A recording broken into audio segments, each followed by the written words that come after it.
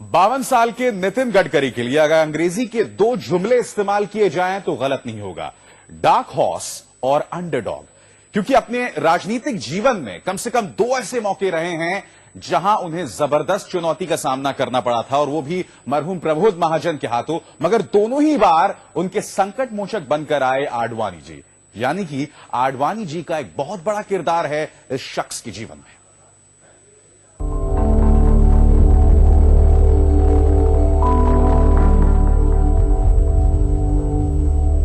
ये महज इत्तेफाक हो सकता है कि बीजेपी के सबसे बुरे दौर में संघ की सबसे बड़ी पसंद वो शख्स है जो संघ की जमीन में ही पैदा हुआ है।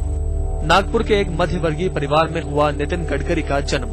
पहले संघ और फिर एबीवीपी से जुड़े रहने वाले गडकरी ने काफी नीचे के स्तर से अपनी सियासत की शुरुआत की।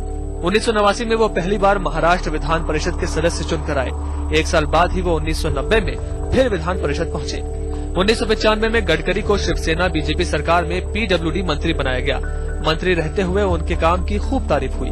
अगली बार शिवसेना बीजेपी की सरकार तो नहीं बनी, लेकिन गडकरी विधान परिषद में विपक्ष के नेता जरूर बन गए। पार्टी में उनके कद का अंदाजा इसी से लगाया जा सकता है कि प्रमोद महाजन और मुंडे के रहते हुए भी 2004 में उन्हें महाराष्ट्र बीजेपी का अध्यक्ष बना दिया गया।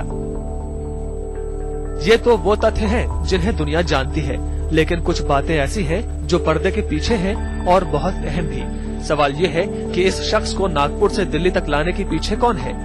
कहते हैं कि गडकरी संघ की पसंद है, लेकिन महाराष्ट्र में उन्होंने जो काम किए हैं उनके कारण वो आडवाणी के भी चहेते बन गए। और सूत्रों की माने तो मुंबई से दिल्ली के सफर में आडवाणी का साथ भी गडकरी को खूब मिला है। आडवाणी को लगता है कि बीजेपी के इस दौर में ऐसा ही जमीनी नेता पार्टी को उबार सकता है। आज तक ब्यूरो।